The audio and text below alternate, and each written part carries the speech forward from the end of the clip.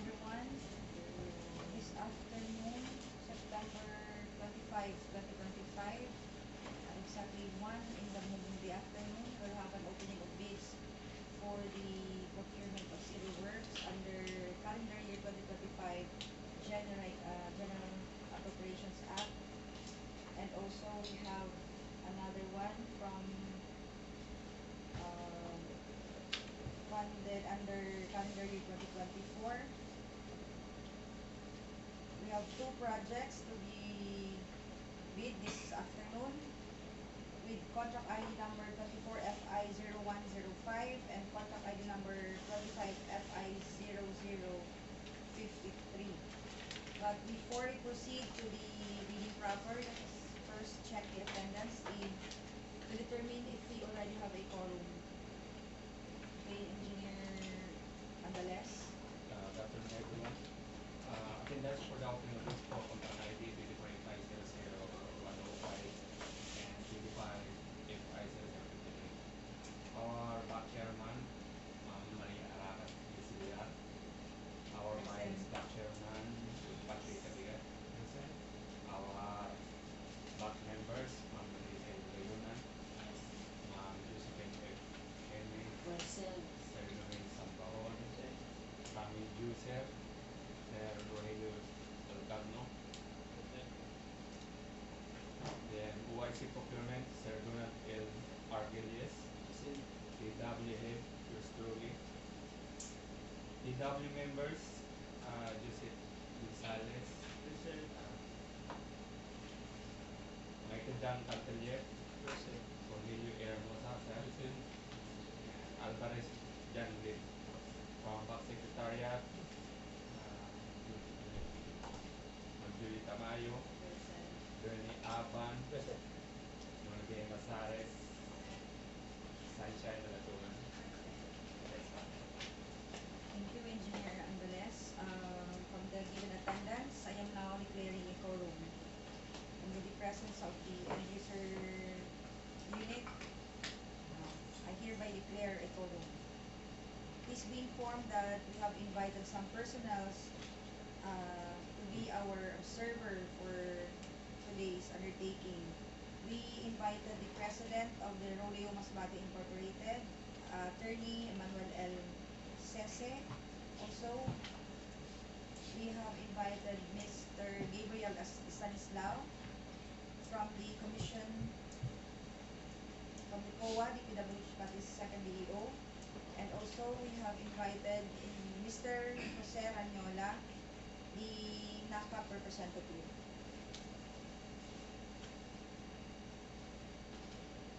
For contract ID number 24FI0105, we have received 3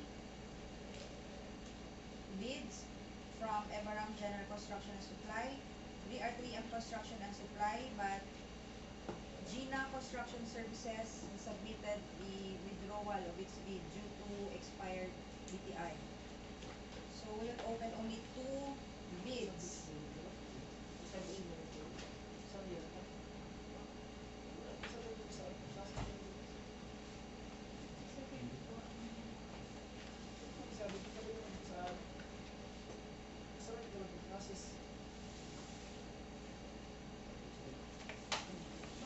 Okay, this is from Everam Construction and another one from 3R3M.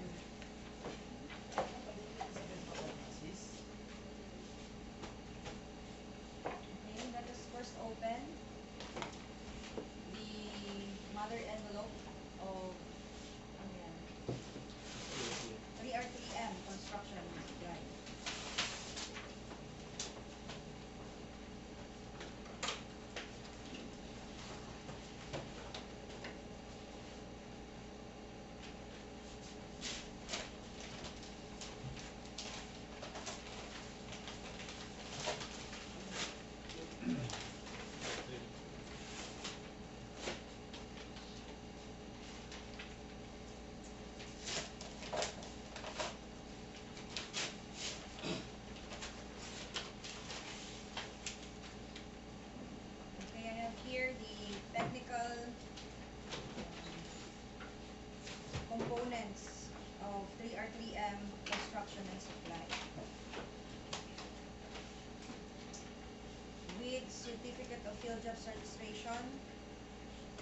valid until July 18, 2028.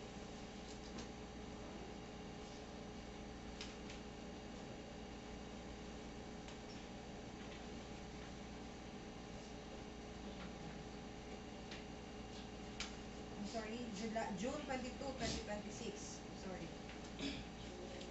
June 22, 2026. SEC certificate valid until SEC certificates registration date May 14, 2024. Mayor's permit valid until December 31, 2025. SEC registration. Registration date. 3R3M Construction Supply Corporation.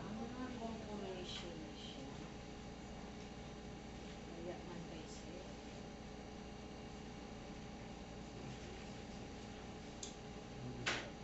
Mayor's permit December 31, 2025. Tax clearance valid until June 4, 2026. Audited financial statement date of filing March 3, 2025.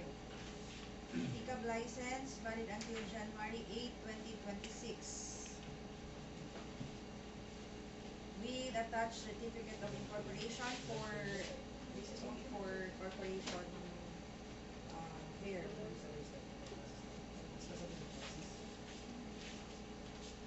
Certificate of authentication. Kailangan kasi nila ito. Incorporation. General information sheet.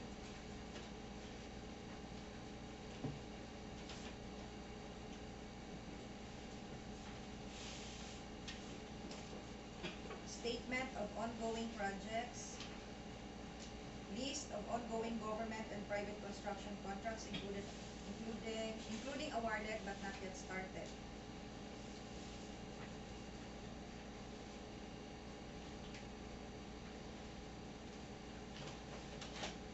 Statement identifying bidder's single largest completed contract similar to the contract.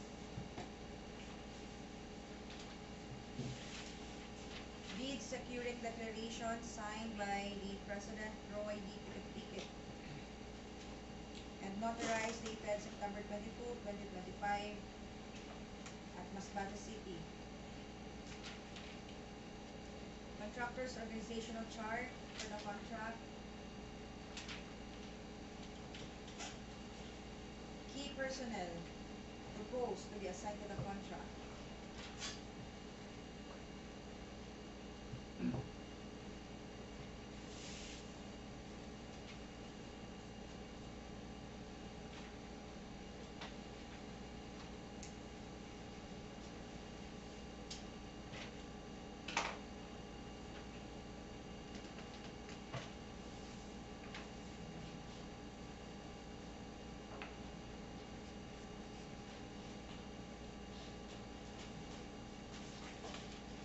Statement of availability of equipment.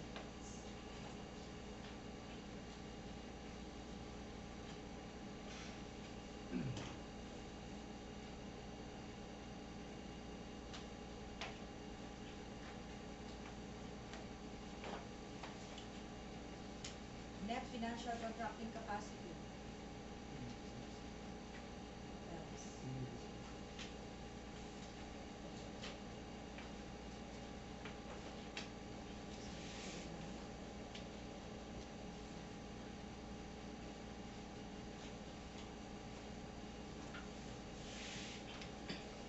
Omnibus sworn statement signed by Mr. Roy Pickett and notarized dated September 22, 2025.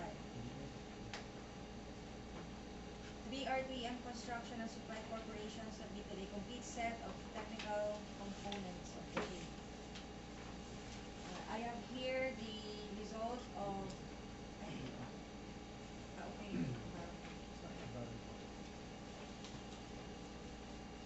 I have here the technical proposal of Everam General Construction and Supply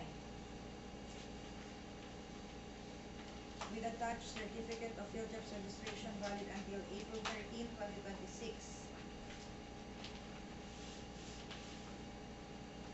STI certificate valid until February 20, 2028. Mayor's permit valid until December 31, 2025. Tax clearance valid until March 14, 2026. Audited financial statement, date of filing February 24, 2025. Pickup license valid until October 29, 2025.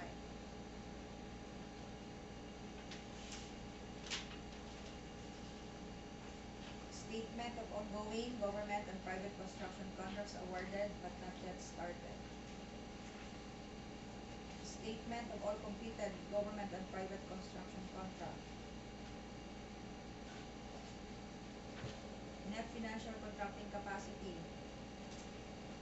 Bid securing declaration signed by Mr. Glenn M. Marabe and notarized dated September 19, 2025 at Masbate City. Organizational chart for the contract signed. List of contractors' key personnel to be assigned to the contract signed. List of contractors' major construction and laboratory equipment units to be assigned to the contract signed. Omnibus sworn statement signed by Mr. Glenn Marabe and notarized dated September 19, 2025. Ebaram General Construction and Supply submitted a complete set of technical proposal. I have here the result of eligibility processing processed in the CWA.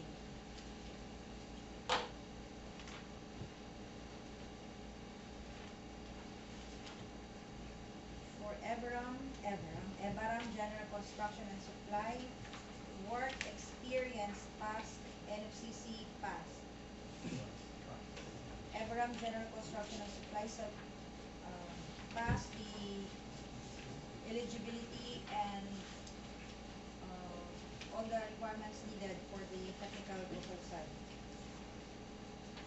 Next, DENR-EMB Construction and Supply Corporation, formerly DENR-EMB Construction and Supply, work experience passed. NFCC failed. NFCC is less than the ABC. 25,236,844 pesos and 30 centavos.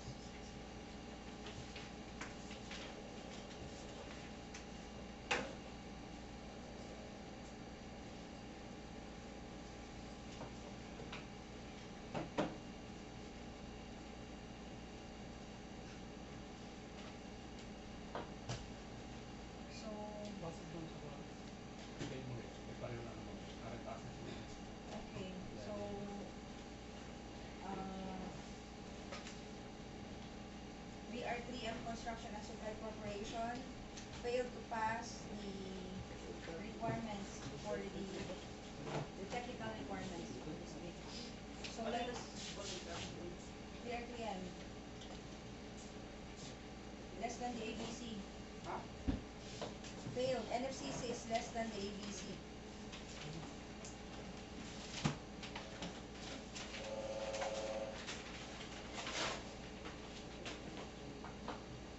Proceed to the opening of financial proposal of Ebaram General Construction and Supply.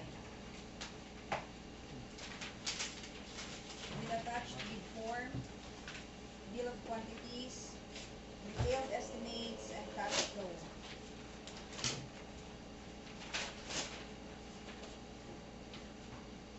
The bid price offered by Ebaram General Construction and Supply is 4,855,157 pesos and 52 centavos. 4,855,157 pesos and 52 centavos. Ebaram General Construction and Supply passed the financial requirements for this contract. Okay, let us proceed to contract ID number 25FI0053. Organizational outcome 1, ensure safe and reliable national road system Bridge, widening of permanent bridges, Maingaran Bridge along Masbate-Milagros Road at Masbate City, with an approved budget for the contract of 63,110,946 pesos and 62 centavos. We have only one bidder from NFH Construction and Supply.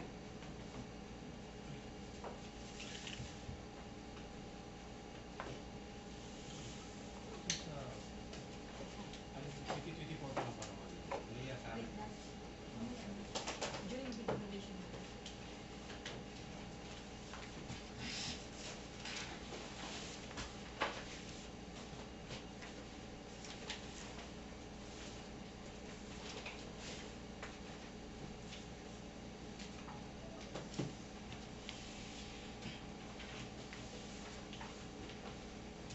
I have here the technical proposal of NFH Construction and Supply.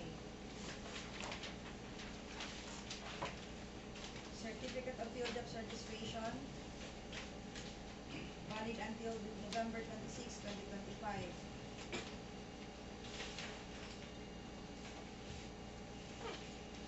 DTI certificate, valid until February 16, 2028.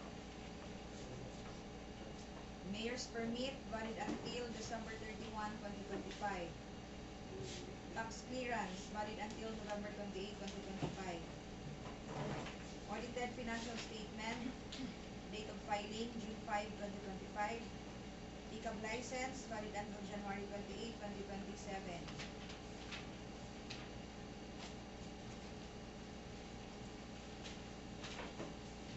The net financial contracting capacity, list of all ongoing contracts, including those already awarded but not yet started.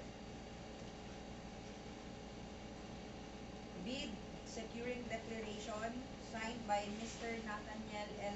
Uy, the authorized managing officer, and notarized dated September 22, 2025 at Legazpi City. Organizational chart for the contract signed. List of contractors' key personnel to be assigned to the contract signed. List of contractors' major construction and laboratory equipment units to be assigned to the contract signed.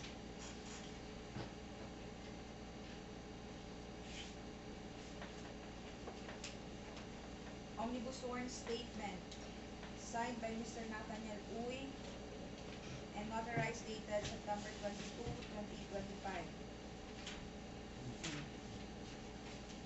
NFH Construction and Supply submitted a complete set of technical documents for this contract. I have here the result of eligibility processing processed in the CWA. For NFH Construction and Supply, work experience pass, NFCC pass. NFH Construction and Supply pass the eligibility requirements as well as the technical requirements for this contract. Let us proceed to the opening of financial proposal of NFH Construction and Supply. With attached bid 4, bill of quantities, summary of bid prices, detailed estimates, and cash flow. All signed.